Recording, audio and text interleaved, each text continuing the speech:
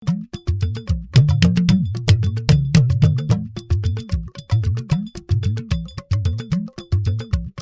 bá wo àsọtẹ́lẹ̀ tẹ́ gbé jáde ní 2016 ó wà ń bẹ̀ gèdègbè gàdàgbà wípé tí àwọn ará South ò bá kíyèsára o ààrẹ yóò padà sílẹ̀ Haúsá for 12 years ó pé ọdún kan tí Dina Buhari dé ọ́fíìsì báyìí ṣé nǹkan tó yẹn wá rò láti ìgbà yẹn náà lèèyàn sì ń lò dì báyìí 2016 sí 2023 ni mo ti sọ àsọtẹ́lẹ̀ pé nítorí wàá fi hàn mí rèé o ó wà nínú àsọtẹ́lẹ̀ mi 2016 pé tí àwọn ará South ò bá forí korí kí mọ̀ ọ́ ṣọ̀kan o ààrẹ ó padà sí North adẹ̀lẹ̀ ọdún 12 ń bẹ̀ so kì í ṣe pé bóyá mo rò nítorí wàá fi hàn mí ni pé Àtíkù ni ó jẹ ààrẹ ìtọ́jú àmì lójú níbẹ̀ ni pé ìran Yorùbá ló fi àyè lẹ̀ fún àwọn Haúsá báyìí láti pé kàtìkù débẹ̀ ìdí rèé o ẹ wo pàtó fẹ́ ṣe primary yẹ APC ẹ wo gbogbo àwọn tó jáde about 30 candidates Igbo South South àti Yorùbá wọn ò lè present candidate kan ẹyọ kan péré kí gbogbo wọn support ẹ oníkàkùn ṣáà ń ṣe bó ṣe wù wọn pálapàla ó dà ẹ̀tẹ́ ká wá síbi nísìn in fairness tá bá fẹ́ sọ kíní torí Ọlọ́run wa tá à ń ṣe kì í ṣojú ṣáájú kì í dẹ̀ ṣàbòsí Ọbásanjọ́ Yorùbá ni ó ti sọdún 8 ń bẹ̀ Jonathan Sasa ó ti sọdún 6 Buhari North ló ti wá ó sọdún 8 Igbo ló yẹ kó kàn Igbo ni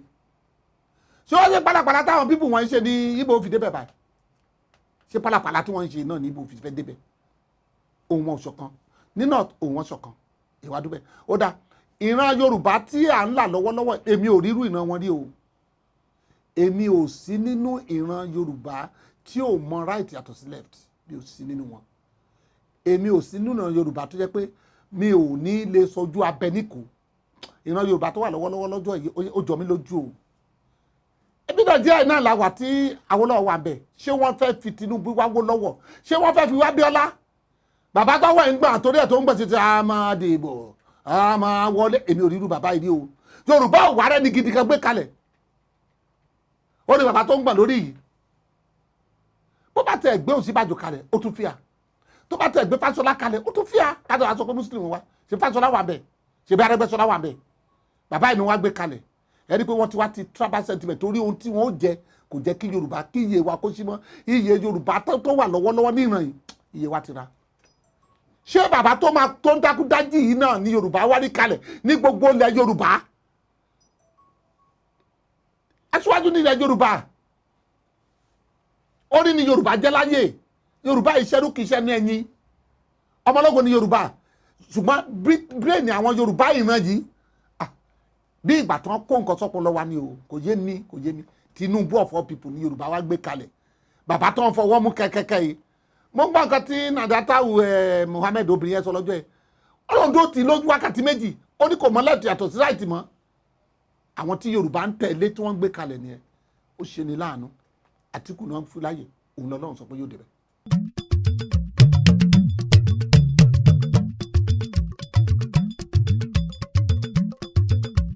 kò lè papọ̀ ẹ jẹ́ ká lọ sí 2015 ṣèbí bá ṣe ń sọ pé Jonathan yẹ ìgbogbo kan àti PM náà ló sọ bẹ́ẹ̀ ni ìbí náà jẹ́ àláwà tó ń gbé kiri ṣọ́ọ̀ṣì wọn tó ń ṣí àì àbẹ́rẹ́ bá ṣe gbé Jonathan kiri wọ́n lọ́lọ́run wọn ló sọ bẹ́ẹ̀ ṣèbí wọ́n gbé Jonathan lọ sí Jerusalem wọ́n ta òróró lé lórí tí wọ́n bíbẹ̀ wọ́dún àti gbogbo èèyàn wò sóde bẹ́ẹ̀ Ọlọ́run ikú wọn náà wọ́n ń gbé kálẹ̀ káàkiri wọ́n ń gbé òbí káàkiri ṣọ́ọ̀ṣì sí tí àwọn ọmọ mùsùlùmí bá ń gbé Àtíkù lọ sí mọ́sálásí wọn káàkiri kí ni wọ́n fẹ́ sọ wọn ló fẹ́ islamize Nàìjíríà owó ló ń ṣiṣẹ́ yẹ ó yẹ kó ti yé yín pé owó ló ń ṣiṣẹ́ ọjà tí pastors Nàìjíríà ti can àti pm bá gbé òbu àtòkúta ni I stand to be quoted òbu àtòkúta ni ìbọn wọn fẹ́ dìbò náà ibi 25 ni ẹ á rí ẹni tó àdìgbò ẹ àmọ́ bóyá Ọlọ́run wọn tó ṣe gbọ́ Ọlọ́run wọn ní ojú ọbọ ní ìwọlé bẹ̀ ojú ọbọ tó ń pariwo kiri á máa dìbò á máa wọlé ṣó yẹ kó sọ ìbíjọba ẹ̀ lélẹ́yìn ṣe bóun ló gbé Buhari wá ṣé Yorùbá ronú mọ́ ẹ̀ ẹ rí i pé àwọn ti fi àyè lẹ̀ Yorùbá ti fi àyè lẹ̀ fún àwọn ẹ̀yà yòókù báyìí láti wá ok àdébì náà tí wọ́n bá sọ pé Tinubu ọ̀tán gbé káàkiri ni ìgbà wo ló máa kan Ìgbò ọdún wo ló fẹ́ kàn káwá sọ pé tó bá wá láti Yorùbá bá ọdún mẹ́jọ so Ìgbò àtúndúró ọdún wo ni ṣé àwọn Haúsá náà tún sọ pé àwọn olókàn kò lè Tinubu ò lè dé bẹ́ẹ̀ ẹ máa wòran.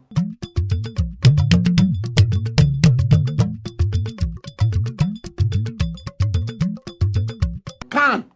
ọjà tí kan àti pf bá gbé dé òbu àtòkúta ṣèbọn gbé dọ́dọ́dà káàkiri ebi wọn ti ń pariwo sẹ òbu lẹgbẹ dání òbu àtòkúta lẹgbẹ dání ẹ yà máa wòran Peter Obi wo ni ìbùkún ló ń wá bẹ́ẹ̀.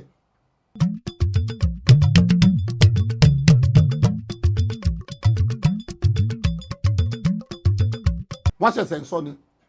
ṣé wọ́n ṣẹ̀ṣẹ̀ sọ pé ìbò ò ní wáyé ni ebi láti ilẹ̀ wá èyí tó wáyé lọ́sùn kì í ṣe ìbò èyí tó wáyé lẹ́kìtì kì í ṣe ìbò ebi láti bẹ̀rẹ̀ láti àná ni mo ti ń pariwo láti January láti ọjọ́ ìbò máa wáyé náà ṣé ìbò 25 days now lẹ́nu kan sọ pé kò ní wáyé wọ́n pariwo ẹ̀ bẹ́ẹ̀ nìkan jáde lẹ́nu kó ní wọ́n dàgbòrò Sunday Igboho jáde kó wá dàgbòrò kó ní kò ní síbò bọ́ọ̀nù òsè ní síbò ẹ̀yin náà gbàgbọ́ ẹnìkan wá sọ fún Tinubu pé ní síbò èmi lókàn bàbá mi lókàn tí ó lulẹ̀ kúrò lórí àwọn tó ń sọ kó sọ ni wọ́n ń sọ jáde kó sọ̀rọ̀ bẹ́ẹ̀.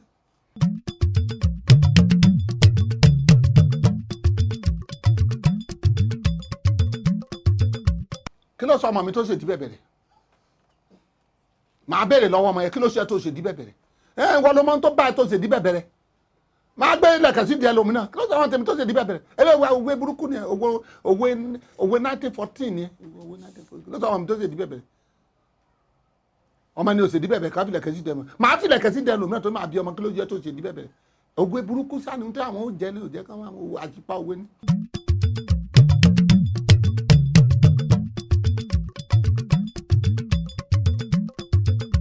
àwọn èèyàn wa ní south ló fàyè gbà wọ́n àdìbí tààtì kóra wọn jọ kí ló dé tó hàn lè pìrìsẹ́ǹtì kandidate kan ẹ̀rí PDP ni wọ́n pìrìsẹ́ǹtì Àtíkù nìkan gbogbo wọn step down kí ló dé táwọn náà ò ṣe bẹ́ẹ̀ ṣé wọn ò study àwọn people yìí ni ṣebí time 9 minutes bá di time bọ́ lọ step down kí ló táwọn náà ò ṣe bẹ́ẹ̀ kí ló dé táwọn ò ṣe bẹ́ẹ̀ tí ìmọ̀ wọn ò ṣọ̀kan because of inordinate ambition and selfish interest kò jẹ́ kọ́ ni ìmọ̀ wọn lè ṣọ̀kan kí ló dé tí ìmọ̀ wọn ò ṣọ̀kan sà káwá gbẹ́ nìkan kalẹ̀ ní south bí kí south o south east o south west o kọ́ wá mú ẹnìkan kalẹ̀ kọ́ sọ pé ẹnìkan tá a fà kalẹ̀ ni ṣé yóò rí báyìí ni kò lè rí báyìí ẹ̀kọ́ bíi 30 jáde Túndé Bákàrẹ̀ náà jáde kò rí ibà ẹyọkàn pásítọ̀ tó ń contest ó fi bíbélì sílẹ̀ ó fi wàásù Ọlọ́run sílẹ̀ ó fẹ́ di ààrẹ Nàìjíríà ẹ wo káńkásó náà ó lọ gbé bíṣọ̀bù dáúsà ó náà fi ṣe ẹja gbọdọ̀ bíṣọ̀bù tó jẹ́ rọ́dímẹ̀tì fún káńkásó ó náà fẹ́ máa wàásù kí fẹ́ wàásù ìjọba Nàìjíríà kó wàásù ìjọba Ọlọ́run mọ́ ẹja gbọdọ̀ lórí ẹja rẹ ṣé ìmọ̀ wọn lè ṣọ̀kan ni èdè àwọn Haúsá ló mú wọn.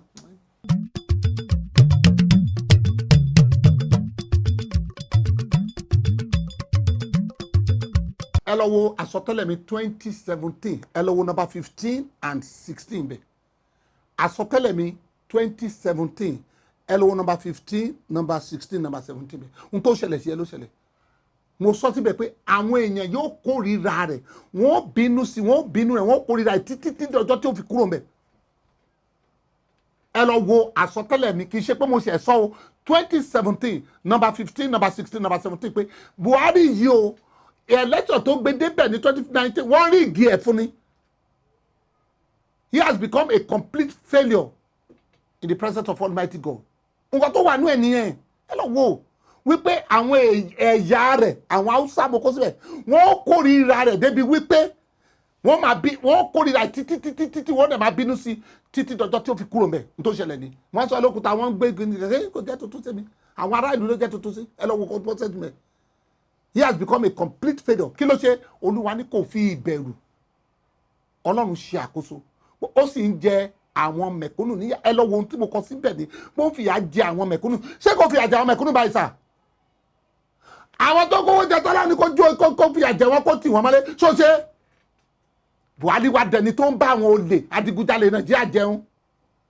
it's a complete failure ṣé Buhari 83 lélẹ́yìn 84 I voted for him Buhari wá dẹni tó ipa àwọn àtòlè ìkárà ọlọ́ta tó bá owó Nàìjíríà tó ń bá ọrọ̀ ajé Nàìjíríà jẹ àwọn ní Buhari wọn jọ ń jẹ tó ń jọ ọmọ tó ń yan kiri ẹ wá lọ́lọ́run ò ní bínú sí Ọlọ́run bínú sí ìjọba Buhari kì í ṣènìyàn ṣé báwọn tó dìbò fún náà ní Kánò náà nìyẹn ṣé báwọn ẹ lọ wo ìlú ẹ̀ lẹ́ni completely wọ́n ti di camp tán tẹ́bárù tó ṣẹlẹ̀ ní Kánò lánàá wọ́n mú gbogbo bíbọ̀dé APC níbẹ̀ pátápátá wọ́n dáná sun ẹyẹ ò dáhùn ẹyẹ tẹ́ni nígboro wọ́n ju òkúta lù ní ntọ́lọ́run sọ ní 2017 ló ṣe tiẹ̀ kò jọ èmi lójú wọ́n máa bínú sí wọ́n máa ṣe èpè ni wọ́n máa ṣe fún ó wà ń bẹ pé wọ́n ó ṣépè fún ẹ lọ wo prophecy mi yẹn ó wà lórí íńtánẹ́ẹ̀tì èpè ní torí ẹ gbà mí.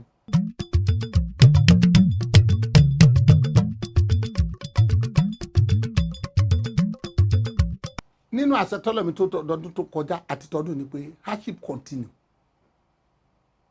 tẹ́ bá wo owó tó pààrọ̀ ní 83-84 ó pààrọ̀ owó Buhari náà ló pààrọ̀ owó ara wa ń ti ara ìlú ara ń ni ara ìlú ẹ bá lọ jẹ́ káwọn Babangida àtàwọn bọ́ọ̀sì ẹ̀kọ́ parapọ̀ gbọ̀nà bá lé gba Buhari wọgbó wọn bá wàjọba lọ́wọ́ n tó ṣe nígbà yẹn gan náà lélẹ́yìn náà 83-84 ó pààrọ̀ owó ara wa ń ni ara ìlú náà kẹ́tò ẹ̀mí kàkà wọnú Babangida àtàwọn bọ́ọ̀sì náà bá lé Buhari kó wọn bá gbàjọba wọn bá lé wọgbó lọ àwọn èèyàn tí ò rí ṣèmú tó ṣe nígbà yẹn náà ló ṣe adúgbòdà Ọlọ́run pé kò bí oṣù mẹ́ta sí mẹ́rin tí ó kúrò bẹ́ẹ̀ mo sọ kí nìkan tí Buhari bá fẹ́ mọ̀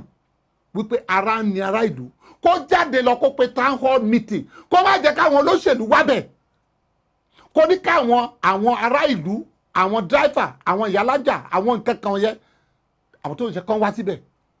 kó wá béèrè wípé ó dá kí ni ìṣòro yín kí ló ń ṣẹlẹ̀ Buhari á sunkún jáde Buhari nígbà tó bá gbọ́ winiwini ìyà bó ṣe ń jẹ àwọn èèyàn èmi sọ pé President Muhammadu Buhari á sunkún jáde níbẹ̀ pé ha àṣẹ ìyà ń jẹ àwọn ọmọ Nàìjíríà tóun dẹ̀ jẹ́ ààrẹ lé wọn lórí wọ́n ti gbá bàbá ẹsẹ̀ gbẹ̀ngàn ogun àtògùn lolóṣèlú fi gbá orí bàbá sẹ́gbẹ̀ kan tí ò mọ̀ nǹkan he has not listened ní anymore ẹ jẹ́ àgbàgbé Buhari jáde ẹ wo bó ṣe bà Nàìjíríà jẹ́ Buhari ló wá ní ipò ààrẹ báyìí tí bá jí lóru pé ṣé kìí ṣe Nàìjíríà tá a wà tẹ́lẹ̀ rí ẹ wo ìtàn ta mọ̀tínà sísì ó di 250 rice táwọn ọmọ kéékèèké ń jẹ ó wá dùn tá a lè jà ó ti bọ́dà bó ṣe ṣe níjọba yẹn náà lélẹ́yìí Buhari tí wọ́n rò bí is a disciplined military officer ṣé òun ò mọ̀ pé olè àná tó lè ní olè àná ní PDP olè òní ní APC they now came together to bastardize the Nigerian economy ẹ wá ní kinní kan ni ìjọba yẹn ló worst jù láti gbà tí mo ti dáyé ní orí ìjọba ilé yìí ẹ wo epo náà ní ìlú tá àwa ní epo ìlú tá a ní epo wá di nǹkan tó jẹ́ pé wọ́n gógógó ó fìyà jẹ wá ń tò.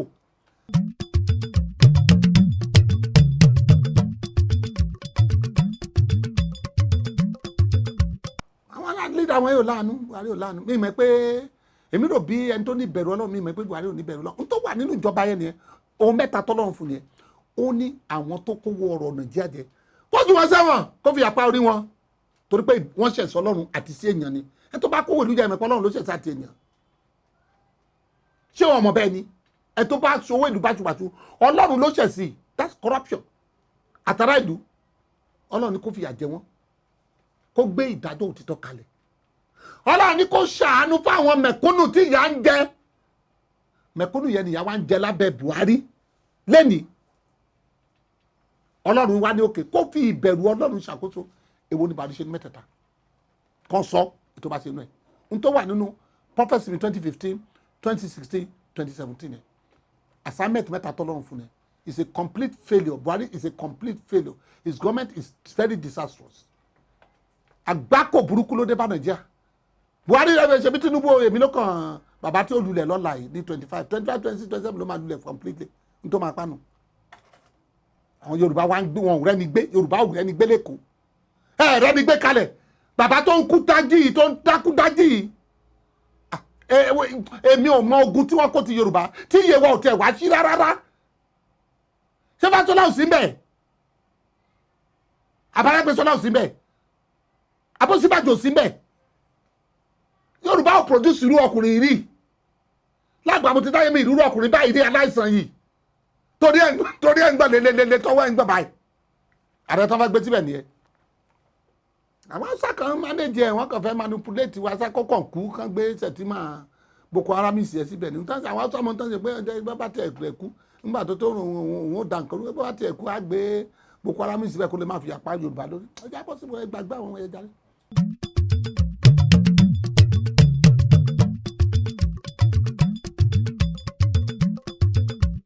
ṣé rí mi ìfẹ́ sọ sí ọ̀rọ̀ òmìnira Yorùbá but màá kàn sọ díẹ̀ nítorí pé ọ̀pọ̀lọpọ̀ nínú àwọn tó ń sọ̀rọ̀ sí mi ní màmá ti sọ̀rọ̀ kí nìyẹn ṣé mo wọ́n pè mí ní Fúlàní láwọn tó rí wọn ò pé torí wọ́n bá pé wọ́n á fi mí wé apààyàn bàbá àti ìyá mi Èkìtì ni wọ́n mi ì ṣe Fúlàní láwọn tó rí wọn ò pé tọpọlọ wọn ti dàrú how can you call me a Fúlàní ma tó pé mò ń sòótọ́ fún yín èmi ni mo ti ń sọ tẹ́lẹ̀ láti 2002 wípé Yorùbá ó lọ gẹ́gẹ́ bí Ọlọ́run ṣe fi hàn mí èmi wá ń retí ọjọ́ tí àsọtẹ́lẹ̀ yẹ ṣé ó wá sí ìmúṣẹ tí ń sọ pé Ọlọ́run mo dúpẹ́ lọ́wọ́ rẹ o àsọtẹ́lẹ̀ tó ti ń fi hàn láti 2002 ti wá sí ìmúṣẹ lẹ́nu ìran mi bọ́ ló kó ẹrú Fúlàní bùtà àwọn kankan kóra wọn jọ síbẹ̀ wọ́n kàn sọ̀sọ̀kùsọ̀ sí mi wọ́n rí mi ní fìlà wọ́n rí mi nílẹ̀ Haúsá àná ẹ̀ lè gbà wọn Yorùbá ò lè gbà wọn ò lè gbà bẹ́ẹ̀ kan náà ṣe ń ṣe now let me just chip in this now báwo lè ṣe fẹ́ gbà ohun tó wà nílẹ̀ yìí it has to do with legal issue legal matter ni ẹgbẹ́ Sunday Igboho jáde wọ́n pariwo yòó we have functioning constituted government on ground headed by General Muhammadu Buhari báwo lè ṣe fẹ́ gbógun tìjọba so call for àwọn bàbá wa Awólọ́wọ̀ ò gbógun tìjọba tán fún aníríjọ wọn gbógun tìjọba ó ti wá jẹ́ pé ìran tiwa ni ariwo yè Yorùbá nation now ṣé Yorùbá nation now kò ní Yorùbá nation no way mọ́ wọn lọ́wọ́ ó ti ní Yorùbá nation no way mọ́ wọn lọ́wọ́ nítorí pé wọn ò apply common sense n tó ní ṣe rè lọ́ọ̀kan ló so wá pọ̀ 1914 wọ́n pè ní amalgamation ebe àwọn òyìnbó ló ṣe nígbà tó yá tí kinní yẹn lọ ohun tó wà níbẹ̀ ni pé 100 years lẹ́ẹ̀fì ṣe kinní yìí o ìgbéyàwó tẹ̀ ń ṣe yìí o tó bá ti pé 100 years ẹ lè máa lọ lọ́ọ̀yẹ̀ wà bẹ̀ kinní amalgamation 1914 yẹn wà bí lọ́wọ́ mi I read it very well ó wà ní ìwé tẹ́lẹ̀ lọ́wọ́ mi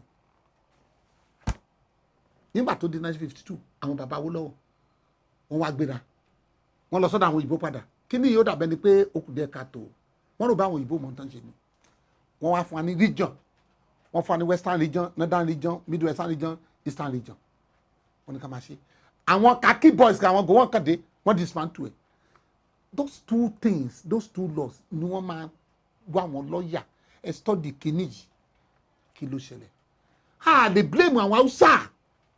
èmi bí ẹnìkan mo study history Nàìjíríà mi ò blame Haúsá Amadu Bello ní ká má jẹ́ àpapọ̀ bàbá àwọn Haúsá ní ká má jẹ́ àpapọ̀ ó lè èdè ò papọ̀ oúnjẹ ò papọ̀ ìwà wa ò papọ̀ aṣọ ò papọ̀ ebe àwọn South níbi náà ní ká papọ̀ tipátipá who is to blame ó wà níwèé àkọọ́lẹ̀ Amadu Bello ní ká má jẹ́ ká papọ̀ ó ní èdè wa ò papọ̀ oúnjẹ wa ò papọ̀ aṣọ ò papọ̀ ìwà wa ò papọ̀ ó lè ẹ̀sìn ò papọ̀ ìbá àwọn bàbá wọn náà sì kìnnà ní dandandandan ẹja papọ̀ ṣé àwọn Haúsá iná la máa blame ni àwa ló yẹ ká jókòó blame ara wa pé àwọn bàbá wa ti ṣe mistake ohun tó ṣe nìkan wọ́n á kàn wá wọ́n á lọ sínú kíní template 1914 wọ́n á lọ sí template 1914 wọ́n á kọ́ lọ sí United International Court ẹ bá wo kíní wọ́n á kó lọ́ọ̀yà gidi jáde wọ́n á study kíní ẹ̀ very well ó tán wọ́n á dẹ̀ béèrè wọ́n á ní kọ́ interpret decree tó ń fi dismantle region it's two ways either ká máa lọ àbí ká padà sí region tí international court bá dé sọ pé báyìí kò sí ìjọba Nàìjíríà ò ní sọ bẹ́ẹ̀ wọ́n then we now sit down and negotiate kò sí ìjà kò sí ìbọn ìgbà tó wọ́n so àpọ̀ tó ṣe amalgamation ṣé wọ́n gbé ìbọn ṣèbí lọ́ọ̀kan ló so àpọ̀ wọ́n dẹ̀ ti fi klọ́ọ̀sì sí lọ́ọ̀yẹ ló yẹ kí wọ́n wá kán wá rí kán ṣètò ẹ̀ wọ́n kàn pariwo káàkiri ṣáàdùwò yẹn ni ó dà ẹ wo ìgbà Bakassi ìgbà Biafra wọ̀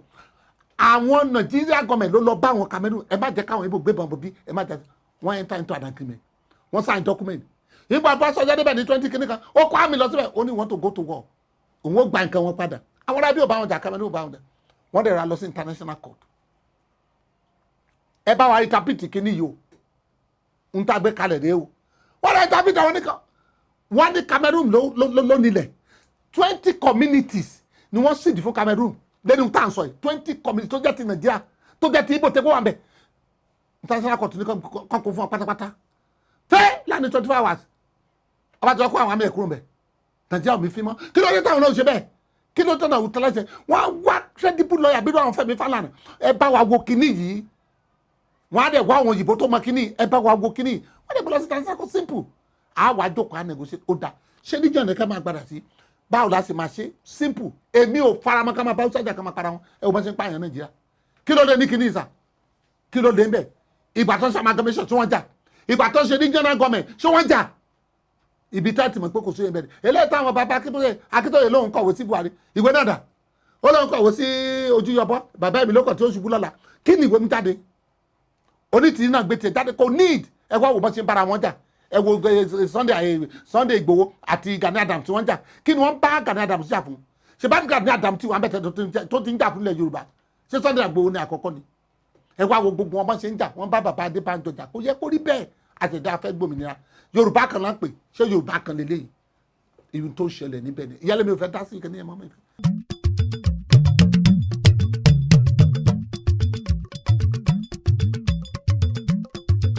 láti ìbẹ̀rẹ̀ ayé wa àwọn wòlíì ní í ṣe àkóso orílẹ̀-èdè ayé ẹni tọ́lọ́wọ́ bá fi jọba Ọlọ́run àná wòlíì ó rán Samuel sí Saul ó rán Samuel sí David wòlíì ní atọ́nà àrínà àwọn ní ìrújú Ọlọ́run nínú Bíbélì tó bá ti wá di wípé àwọn aláṣẹ yẹ ti bẹ̀rẹ̀ sí ní ṣe lòdì sí òfin àṣà àti ìlànà náà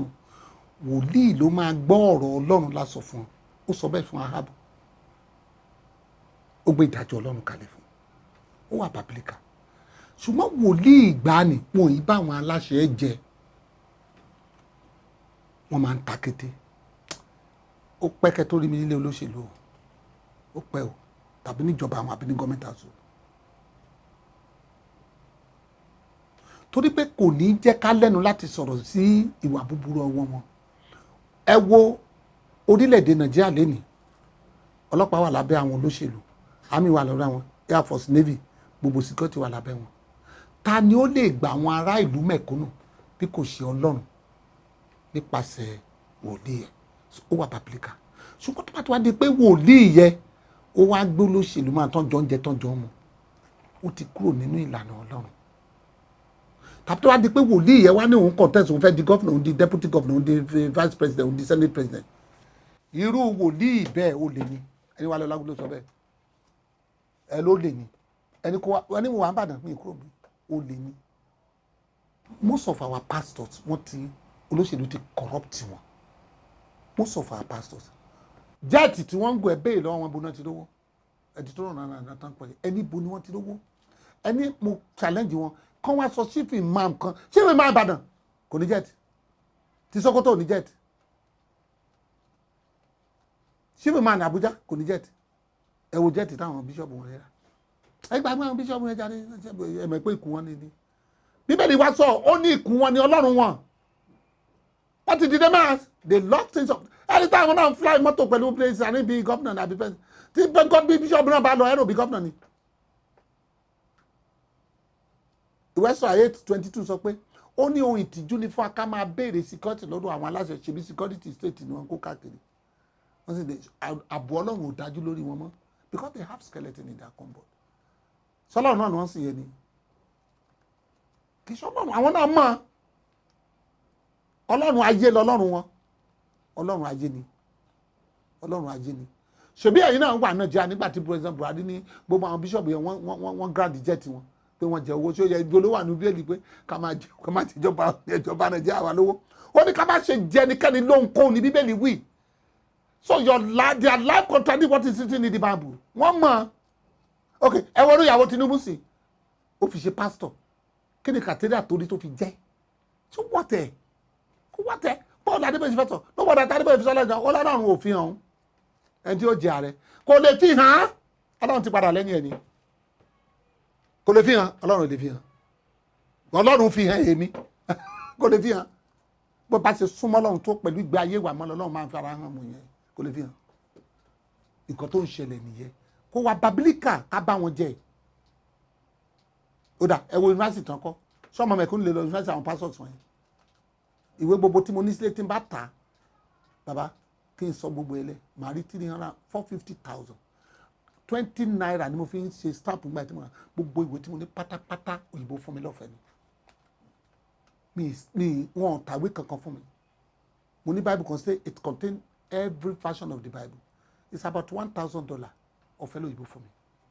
gbogbo nǹkan tí wọ́n bí owó ni Nigerian pastor most of them owó ni Nigerian pastors owó ni wọ́n mọ̀ ẹnu wọn dùn kì í ṣe gospel ni wọ́n preach kàn jáde kájáká sọ̀rọ̀ I'm a theologian owó ni wọ́n mọ̀ wọ́n wò kálá ní jọ́mẹ́ta ń sìn fún Adéjùmọ̀ ṣẹ́bẹ̀ kó ń jó bùgá ó di bíṣọ̀bù kúkà náà bùgá o bíṣọ̀bù tó ń jó kúkà o sọ́lá náà ló sì yẹ bíṣọ̀bù ibi tí àwọn àfáà ò lè jó mo kàn omi bọ́ lójú mi pé ẹ wo obìnrin yìí wọ́n gbé comedian wá sí church muslim lẹ́yìn ẹ rí comedian ní mọ́sálásí rí comedian ní church ẹ ṣe wá bọ̀ sí wọn ní old school ni wọn ò mọ̀ pé they shall surely give account of everything fún Adéjùmọ̀ ló ń ṣe bad day òun jó bùgá o lólólóló bùgá o lólóló mo ní wọ́n ti tó ayé wo ayé ti dùn mọ́ wọn Bishop Kúkà tí gbogbo àwọn èèyàn ń wò pé bàbá ìdáadáa ni ìjọ́ tó ti ń jó bùgá o tí ojú lọ bí wọ́n ti lọ sọ́dọ̀ ẹ̀nà lónà ti jó bùgá bàbá ti pẹ̀lú mọ́ ìbárẹ́ ayé ìṣọ̀tá ọ̀run ni gbogbo nǹkan tó ń ṣe ìbárẹ́ ayé ni kò sí nínú Bíbélì ó ní ẹ má ṣe fẹ́ràn ayé fẹ́ John 2:15 ló sọ pé àtòun gbogbo tó wà ó ní ẹni tó bá fẹ́ràn ayé ìfẹ́ tí Ọlọ́run sínú ẹ̀ nǹkan tó ń ṣe nìyẹn ìfẹ́ tí wọ́n ní wọ́n ń ṣe káàkiri àwọn ló ń bá àwọn ọmọ yẹn jẹun